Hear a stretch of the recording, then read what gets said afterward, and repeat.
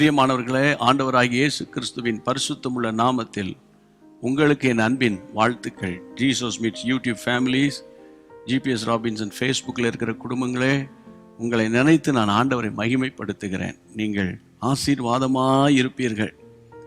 நீங்கள் விரும்புவதற்கு மேலாக கர்த்தர் உங்களை வழி நடத்துவார், ஆசீர்வதிப்பார். இந்த நாளில் தேவன் ஒரு முக்கியமான காரியத்தை குறித்து உங்களோடு பேச பிரியப்படுகிறார். அதை நான் இப்போது வேத வசனத்திலிருந்தே வாசித்து காண்பிக்கிறேன். வாசிப்போம். யாத்திராகமம் 3ஆம் அதிகாரம் 4ஆம் வசனம். முட்செடியின் நடுவில் இருந்து தேவன் அவனை நோக்கி மோசே மோசே என்று கூப்பிட்டார். ஆண்டவருடைய சத்தத்தை அந்த வனாந்தரமான ஓரை பர்வதத்தில் ஆடுகளை மேய்த்து கொண்டு வந்த இந்த மோசே காதில் தேவ சத்தம் கேட்கிறது. எதற்காக தேவ சத்தம் கேட்கிறது? 430 வருஷம் அடிமைத்தனத்தில் இருக்கிற தம் ஜனங்களை விடுதலையாக்க என் ஆண்டவருடைய கண்கள் மோசேயை பார்த்தது.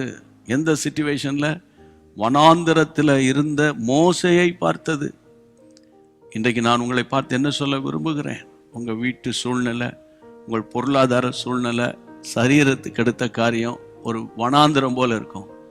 ஆனால் இந்த வனாந்தரத்தை நீங்கள் அற்பமாக எண்ணாதீங்க. இந்த வனாந்தரத்தில் தான் தேவ சத்தம் கேட்கிறது. சரியா? ஆண்டவர் என்ன பேசுகிறார்?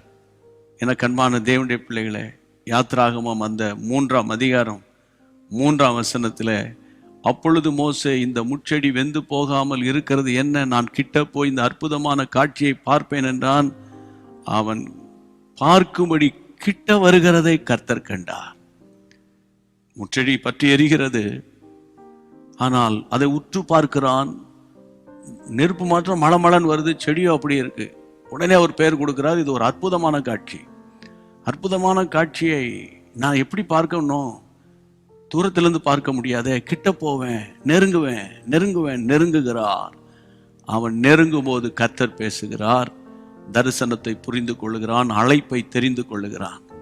நான் என்ன சொல்றேன்? நேரத்தில் தேவனுடைய பிரசன்னத்தை நெருங்க உங்க லைஃப் அர்ப்பணிங்க. உங்க தரிசனத்தை நெருங்குங்க. உங்களுக்கு ஒரு விஷன் இருக்கு, உங்களுக்கு ஒரு நோக்கம் இருக்கு, உங்க மேல ஒரு திட்டம் இருக்கு. அனுதினமும் நெருங்குங்க. ஆண்டவருடைய பிரசன்னத்தை நெருங்குங்க. அவர் சத்தம் கேட்கும். அவருடைய சித்தத்தை செய்யறதுக்கு ஒரு புது வழி திறக்கும். வேதம் சொல்லுகிறது, அவன் கிட்ட வருகிறதை கர்த்தர் கண்டார். அப்போ நீங்களும் நானும் தரிசனத்தை நெருங்கும் போது தான் தேவனை காண முடியும், அவரும் நம்மை பார்க்க முடியும், நாமும் ஒரு குரலை கேட்க முடியும். நெருங்க ஆரம்பிங்க. உலகத்தை நெருங்கினதெல்லாம் போதும். கர்த்தரை நெருங்குவோம். வசனத்தினால், அபிஷேகத்தினால், தேவ பிரசன்னத்தினால அவரை நெருங்குங்க. நெருங்க பாருங்க, அவருக்கு உங்களுக்கு நெருக்கம் அதிகமாயிரும். அதனால வல்லமை உங்களிலிருந்து வெளிப்படும். கர்த்தருக்கு மகிமை உண்டாகட்டும். இதுதான் கர்த்தருடைய ஆசீர்வாதத்தை பெற்றுக்கொள்ளுகிற ஒரு விதம். ஜெபம் பண்ணலாமா? கர்த்தர் நடத்துவார். எங்கள் பரிசுத்தமுள்ள நல்ல ஆண்டவரே, தரிசனத்தை நெருங்கினால்தான் எங்களை அழைத்தவருடைய சித்தத்தை புரிந்து கொள்ள முடியும் என்ற ஒரு ஆச்சரியமான ஒரு தகவலை இந்த கொஞ்ச நேரத்தில் உடைய பிள்ளைகளோடு ஷேர் பண்ண கொடுத்த பாக்கியத்துக்காக நன்றி. இப்பொழுது யார் யார் என்னென்ன வனாந்தரத்தில் போய்கிட்டு இருக்காங்களோ, அந்த வனாந்தரத்தையே மிகப்படுத்தாம, வனாந்தரத்தை மேன்மைப்படுத்தாம, அந்த வனாந்தரத்தின் நடுவில் தேவனை நெருங்க உடைய பிள்ளைகளுக்கு ஒரு ஏவுதலை கொடுங்க. தேவ சமாதான வீடுகளில் பெருகட்டும். ஆண்டவரே, அவங்க சிந்தையில் பெருகட்டும். இந்த நேரம் முதல் ஒரு தைரியம், ஒரு மனம், ஆண்டவரே, வலிமை உண்டாவதாக. நீர் அப்படியே செய்கிறதற்காக ஸ்தோத்திரம்.